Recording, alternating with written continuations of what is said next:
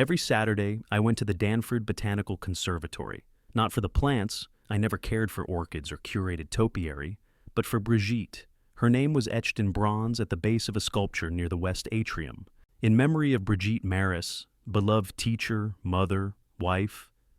That was her favorite corner of the city, and I spent 1 hour each week staring at her name like it could bring her back. My name is Declan Maris. I'm 73 years old, retired after 45 years working security at the Danford Historical Museum. The same hands that once held clipboards and keys now tremble when I tie my shoes. These days, my life is mostly silence, broken by these Saturday visits to what I once called a jungle of humidity and overpriced snacks. Now, it's the closest thing I have to holy ground. I used to avoid this place like the plague. Back when I was working, Brigitte would beg me to come see the conservatory's exhibits. "They've got a Japanese koi pond now, Declan," she'd say. "You'd love it." But I never did. Too crowded, too soft. Now, it's where I sit with her ghost. The staff know me. They don't ask questions anymore. I bring my own thermos, find the same bench, and watch the sunlight filter through the greenhouse glass. Sometimes I talk to her. Most times I just think, it's strange how grief changes you.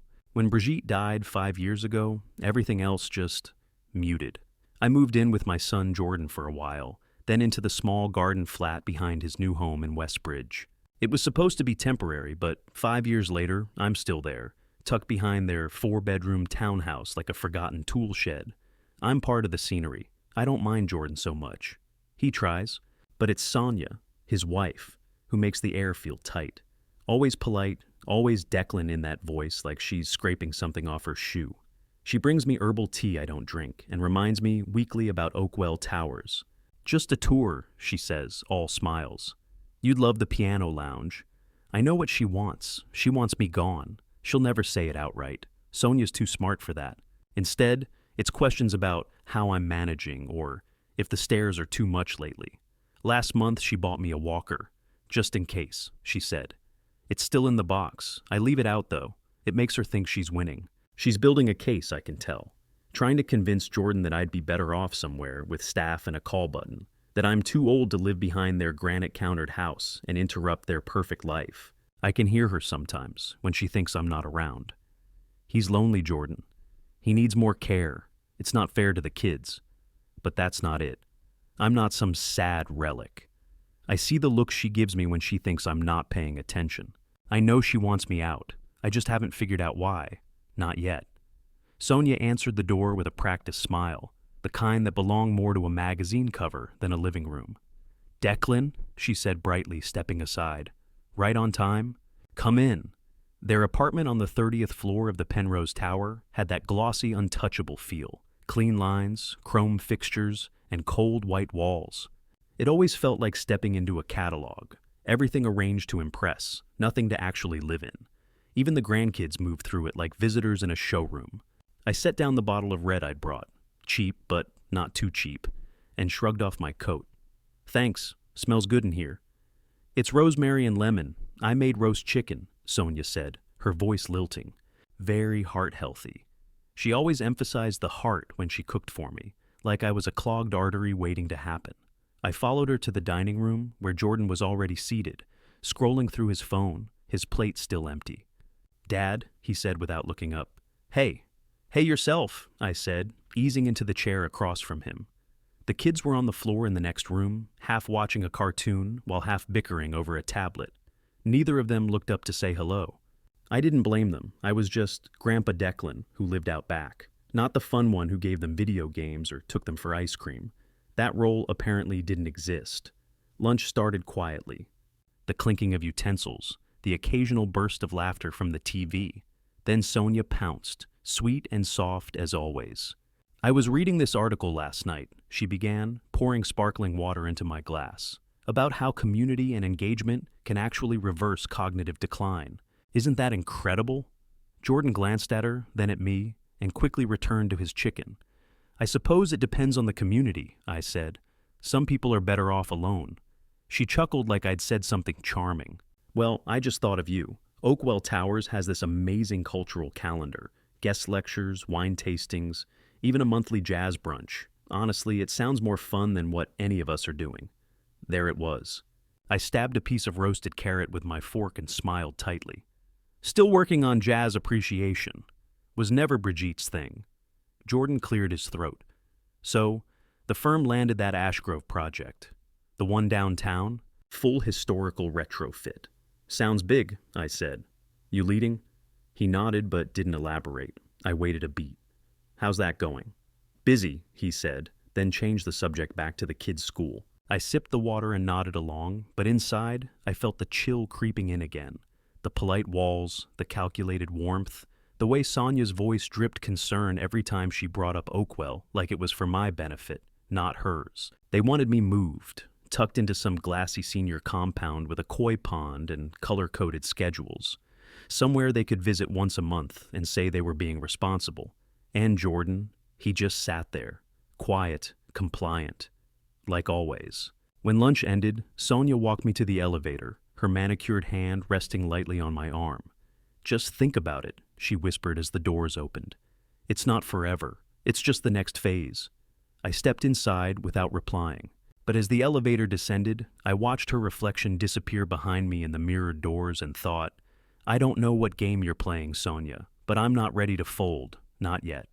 Tuesdays were my walking days. I always told Jordan it helped my knees, which was true, but the truth beneath that truth was simpler. It kept me sane. A quiet stroll down Riverside Plaza, past the same benches, same pigeons, same florist, who always nodded without knowing my name. Routine was good, safe. That afternoon, I had just crossed the footbridge when I noticed her. Sonia. She stood outside a glassy storefront with silver lettering I didn't recognize. Lyra Atelier, it read, in that kind of fancy font that looked expensive just to read. And there she was, laughing. Not politely, not the way she did at my tired jokes over Sunday lunch. This was different. The laugh came from her chest, real, unguarded, and next to her stood a man, tall, sleek gray suit, collar crisp, no tie. He had that clean haircut you pay too much for. His hand brushed her back lightly, then stayed there a second longer than it needed to. Sonia didn't flinch. She leaned into it. I slowed, my legs moving on their own, as I crossed toward the sculpture garden just off the plaza. One of those outdoor installations, angular steel pieces shaped like twisted birds. I ducked behind one, watching through a gap in the iron. They spoke too softly to hear, but I didn't need sound. Her hand touched his arm, then his shoulder. His face was tilted just a bit too close to hers. They weren't talking like coworkers. They weren't talking like people who had anything to hide. And then they walked. Together, she tucked her arm through his as they entered the gallery next door, a boutique place with frosted glass and gold trim. No signs, no open hours. Just the kind of space you only know about if someone invites you. They disappeared inside. I stood there longer than I probably should have, heart thudding like I'd run a mile. My breath fogged in the air, though the day was warm. I didn't want it to be what it looked like. I told myself maybe it was business. Maybe he was a designer or a client. But deep down, I knew better. You don't put your hand on someone's back like that at a meeting. And Sonia didn't laugh like that with anyone at Sunday lunch. Still, I needed proof. Solid proof. I wasn't going to throw an accusation into the middle of my son's marriage based on a hunch and a steel bird's shadow. I walked back home the long way, eyes low, stomach knotted. If I was going to say anything, if I was going to do anything, I needed someone who could help me see what was real, not just what I feared.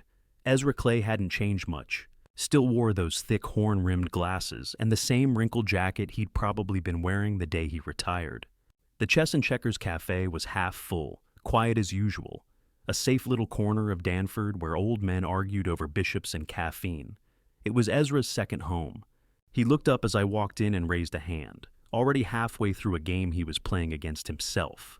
"Declan," he said, standing up with a grunt. "Took you long enough." "Didn't know we were on the clock," I said, managing a smile as we shook hands. "Every man past 70 is on the clock. Sit." I did.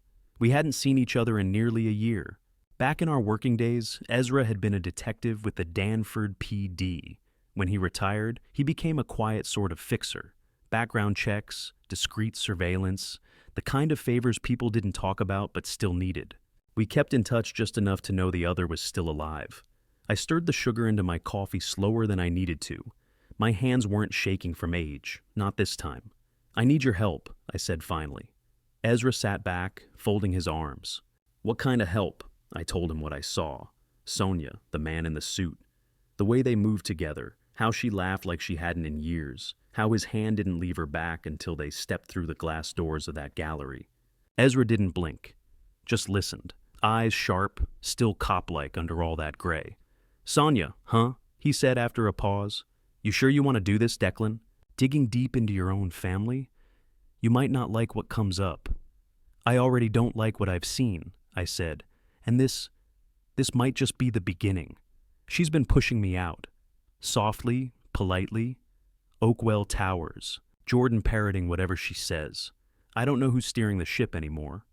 Ezra tapped his fingers against the chessboard, thinking. "You want proof. That's what you're after." I nodded. "I don't want to throw accusations into the wind. I want the truth, hard and undeniable, and I want it handled quietly." He gave a single nod. "I'll need names, addresses, and a recent photo if you have one. I'll follow her. Discreetly, no funny stuff. Just facts." I reached into my coat pocket and handed him a folded envelope. Inside were printed photos from a holiday gathering and a list of places Sonia frequented, gyms, galleries, offices I'd overheard her mention, but never been inside. "There's something else?" I said, hesitating. "Whatever this costs, take it from the account I set up for the grandkids. College can wait. Truth can't." Ezra looked at me long and hard. "You're sure?" "I'm sure." He slipped the envelope into his satchel. "All right. You'll hear from me by the end of the week." As I left the cafe, the sun was starting to set behind the city towers. For the first time in months, I felt like I wasn't walking in circles anymore. I was walking towards something, even if it hurt. 3 days after we met at the cafe, Ezra called and told me to meet him at his office on Oak Ridge Avenue. It wasn't much of an office, more like a spare room above a barber shop with a coffee machine older than I was. But the door was locked and the blinds were drawn. That told me everything I needed to know. He didn't offer small talk, just motioned for me to sit. On his desk was a manila folder, thick, its corner bent from use. Next to it, a slim black recorder. Ezra sat down across from me, leaned forward, and rested his hands on the folder. "You sure you're ready?" he asked. I gave a small nod, though I wasn't sure of anything. He opened the folder. The first photo was Sonia and the man I'd seen outside the gallery, but this time, it wasn't chance. This time, it was clear. They were inside a hotel lobby, she in a black dress, him in a gray suit with no tie, his hand at the small of her back as they checked in. Another photo had them exiting a car together the next morning, disheveled and laughing. I didn't say a word. My eyes just moved from image to image, more of them at cafes, boutique shops. Once at a wine bar I used to take Brigitte to. They weren't subtle. They weren't trying to be. Ezra placed one final photo in front of me, the two of them in the back of a car, Sonia's head resting on his shoulder, her hand over his. "His name's Lyle Denmore," Ezra said. "Executive at G&H Partners, rival firm, big contracts. Pretty boy with expensive shoes and a reputation for being, well, slippery." I swallowed. "Jordan's firm?" Ezra nodded. "In negotiation with G&H for a merger. Guess who's been advising him behind the scenes?" I sat back in my chair, heart pounding like it used to, when I caught someone stealing from the museum exhibits. But this was different. This was betrayal with a blow-dry and pearl earrings. "There's more," Ezra said, pressing play on the recorder. The audio clicked on, rough at first, then clearer. Sonia's voice. "He trusts me. I can get him to sign whatever I put in front of him. Especially if it's about his father." Lyle. "He's still living on the property?" Sonia. "Barely. I keep pushing the care angle. Oakwell is the next step. Once he's out, the assets shift. The house, the firm, everything. Jordan's too focused on keeping his dad happy to think clearly." Lyle laughed. "And after that?" Another pause. Sonia, cool as glass. "Then he's the last piece of deadweight we'll need to cut." The room was quiet when the tape stopped. Ezra didn't say anything. He just looked at me, like he wasn't sure what kind of man I'd be once I stood up again. I leaned forward, hands clasped, fingers shaking. Not from age this time, but something deeper, something older. "I gave them everything," I said quietly, "and she called me dead weight." Ezra exhaled, rubbing his jaw. "I'm sorry, Declan. I really am." I nodded slowly, eyes still on the final photo. Don't be, I said. She wanted me gone. She's going to wish I left quietly. Sunday came around faster than I expected. I hadn't slept well since Ezra showed me the photos. My mind kept replaying the audio, her voice, sharp and businesslike, talking about me like I was a broken appliance to be hauled off. Dead weight, she called me. That one stuck. But I shaved, dressed nice, and knocked on the door of their high-rise apartment like I had every other Sunday. Routine matters. Sonia opened the door with a brightness so fake it nearly burned. There he is, she sang, as if nothing had changed. Come in, come in. We've got your favorite, chicken pot pie, just the way Brigitte made it. That name on her lips made my jaw clench. I smiled anyway. That's kind of you? She helped me with my coat. She never helped with my coat, and ushered me to the couch like I was royalty instead of the man she'd tried to erase. Jordan was already at the table with his laptop open, tapping something out with one hand, a half-full mug of tea next to him. He looked tired. I wondered if he had any idea what kind of bomb was ticking in the middle of his life. The kids were in their room, headphones on. No hugs today, not even distracted ones. Before lunch, Sonia said, I have something for you. She handed me a long, flat box wrapped in gray tissue paper. I opened it slowly. Inside was a silk scarf, cream with pale lilac trim. It looked expensive, too expensive. I saw it and immediately thought of Brigitte, she said, folding her hands over her chest. She used to wear colors like that in spring, remember? I held the scarf gently, like it might disintegrate. She did, I said, my voice steady. Thank you. She beamed. I'm glad you like it. I just think she would have wanted you to feel special and safe. There it was, the transition. Speaking of which, she continued, placing a small pamphlet next to my plate, your tour of Oakwell Towers is scheduled for next Friday at 10. They've added a new wellness wing, very high end. I think you'll be impressed. I didn't look at the brochure. Well then, I suppose I'll see for myself. Jordan looked up briefly but said nothing. One thing though, I added casually. Before the tour, I'd love to have a nice dinner. Just the family. My treat. Sonia tilted her head. Dinner? Yes, a proper one. No laptops, no takeout containers. I'll pick the place. She smiled, slow and curious. Of course, that sounds lovely. I smiled back. She thought the game was hers. She didn't know the rules had changed. The Clarion Club was the kind of place where suits didn't wrinkle and waiters knew when to disappear. Built in the 1920s and restored with obsessive detail, it had crown molding that whispered old money and floors that creaked just enough to sound expensive. I hadn't stepped foot in it since Brigitte's retirement dinner. That felt like someone else's life now. Ezra and I met with the manager, Alfred Rowe, a lanky man with sharp eyes and a memory like a museum archive.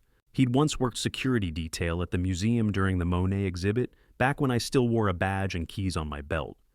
I heard about Brigitte, Alfred said softly as he shook my hand. She was class. You're welcome here, anytime. Thanks, Alfred, I said. I need your help. I explained what we needed: a private dining room, AV setup, full dinner service for 6, and complete discretion. He didn't even blink. Of course, he said. We've got the Fitzgerald room. Old movie reels get shown in there sometimes. It's got blackout blinds, mounted projector, integrated audio.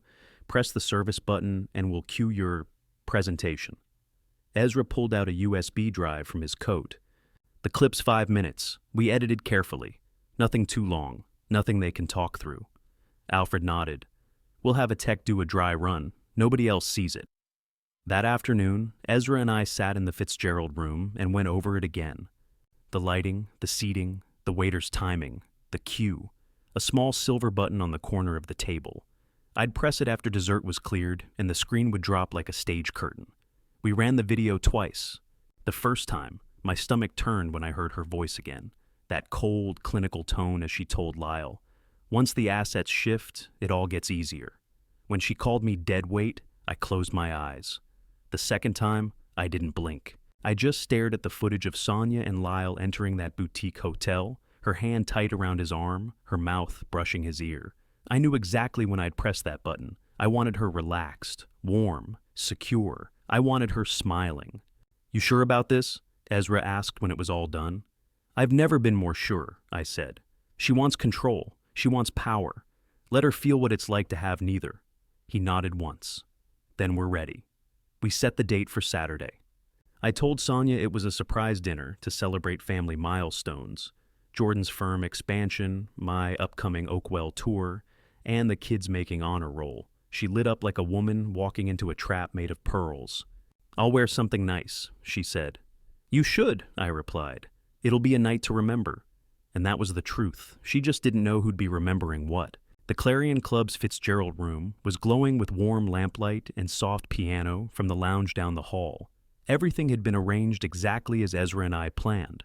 6 place settings, fresh hydrangeas, waiters in black vests, silver trays moving like clockwork. Sonia arrived in a burgundy silk dress with a diamond pendant that caught the chandelier just right.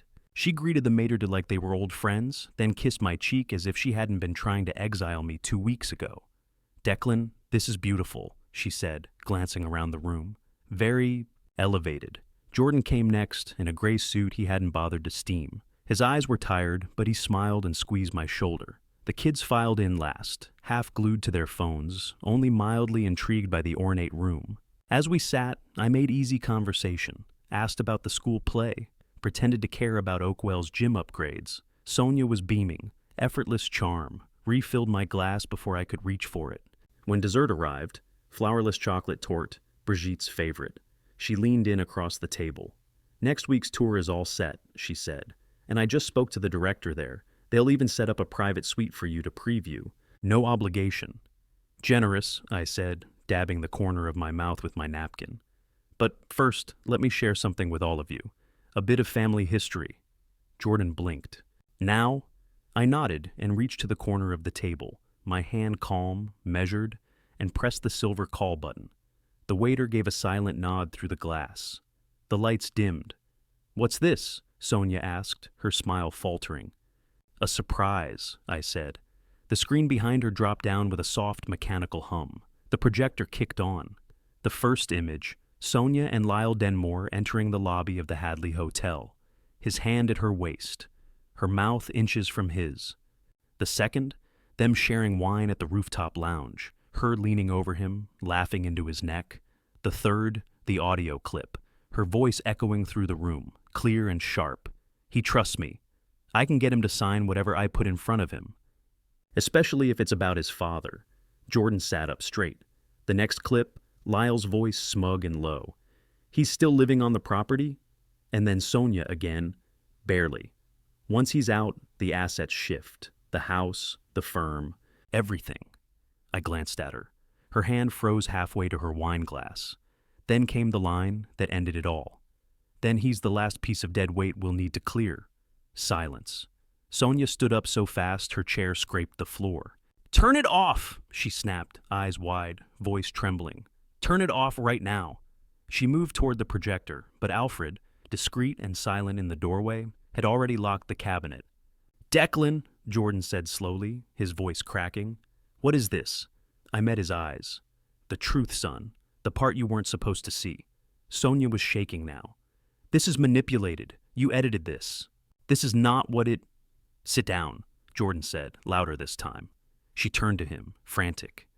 Jordan, I can explain. No, he said, standing now too. Don't. The kids were silent, wide-eyed, staring at their mother like they didn't recognize her. The projector screen froze on a frame of Sonia and Lyle walking out of the hotel arm in arm. Ezra had chosen it for a reason, undeniable and intimate. No more hiding, no more lies. And Sonia, once so composed, so careful, stood alone, caught in her own reflection, while the rest of us watched her mask fall to pieces. For a long moment after the screen went dark, nobody moved. The silence wasn't quiet. It was loaded, the kind that crackles under your skin and presses against your chest. Sonia broke it first. This is twisted, she said, her voice unsteady but still trying to find control. Declan, you manipulated this. You hired someone. This is harassment. Jordan didn't look at her. His hands were on the table, fists clenched, knuckles pale. Is it true? He asked, not lifting his head. Just answer the question. Yes or no? Sonia swallowed. Her eyes flicked between all of us, me, the kids, the waitstaff, standing just beyond the frosted doors. Lyle's just a business associate. Those clips, they're taken out of context. Out of context? Jordan finally looked up, and his voice cracked. You called my father dead weight. It was a joke, she said too quickly. I was just venting. You know how people talk when they're stressed. I never meant it. You meant all of it, I said, my voice flat. You meant for me to disappear. You just didn't think I'd do it on my terms. I was trying to protect the family, she snapped, regaining some of that edge. You've all let him sit there wallowing. He needs care, structure. Don't, Jordan cut in. Don't turn this into some noble crusade. You used me. You went behind my back and planned how to take over my company. I did everything for this family. No, he said quietly, standing up, chair scraping back against the polished floor. You did it for yourself, and we're done. Her voice trembled now. You can't be serious, Jordan. I'll be filing for divorce, he said, not looking at her, and I'll be seeking full custody. The children, silent this whole time, sat frozen. My granddaughter finally spoke. You really said that stuff about Grandpa? Sonia's lips parted, but nothing came out. Don't talk to us, the girl added, shaking her head. You lied to all of us. That landed harder than anything I could have said. I stood, picked up my scarf, still folded on the chair back, and laid it across my arm. I'll leave you to it, I said, turning toward the door. Outside in the hallway, Ezra waited by the elevator, arms folded. She's still in there? He asked. For now, I said. You want me to make sure she doesn't follow? No need, I said quietly, glancing back through the glass. Sonia stood alone in the room now, hands shaking, makeup cracking at the edges. She's lost them, all of them. Ezra nodded. You okay? No, I said, but I will be. And I meant it. For the first time in a long, long while. Jordan and I sat at the kitchen table like we used to when he was in high school. Late night, lights low, only the sound of the fridge humming. The kids had gone to bed hours earlier. Ezra had long since gone home. Sonia hadn't returned to the house since that night at the Clarion. She wouldn't, and that was just as well. Jordan stared into his untouched mug of tea. His eyes were red, not from crying, not yet at least, but from holding it all back. I should have seen it, he said finally. God, I feel like such an idiot. You're not, I said. You were just trying to hold everything together. He let out a short laugh. Yeah, and I was so busy doing that, I didn't notice the person standing next to me was cutting the threads. We sat in silence a while longer. I didn't push. Sometimes a man needs quiet more than answers. I'm moving, I said, not looking at him. Jordan lifted his head. What? I've been thinking about it for a while, I said. There's a little town on the coast. Brigitte used to love it. Remember Rockport, that place with the boardwalk and the old salt museum? He nodded slowly. I'm going to rent a place there, nothing fancy, just enough to stretch out, breathe a little. Maybe volunteer at the library or the Marine Center. Something small. Jordan swallowed hard. You're sure? I am. He looked down. I don't want you to go because of all this, because of what happened. I'm not, I said. I'm going because it's time. Your family, what's left of it, is strong enough now. You don't need me watching from the back fence. He didn't say anything for a while. Then he stood and walked around the table and pulled me into a hug. His voice was thick when he spoke. Thank you for protecting us, even when I didn't see the danger. I didn't answer. I just held him a little tighter. 2 days later, I made one last trip to the Botanical Conservatory. It was early, not many people there yet. The staff nodded at me like always. One of them handed me a pair of clippers without a word. I laid down a small bundle of white roses, Brigitte's favorite, tucked the scarf Sonia had given me, the one she used to manipulate my grief, beneath the plaque, left it there like an offering to what had been lost and reclaimed. I kept my promise, I said aloud. They'll be okay now. Jordan, the kids, you were right about them. The glass dome caught the morning sun just right.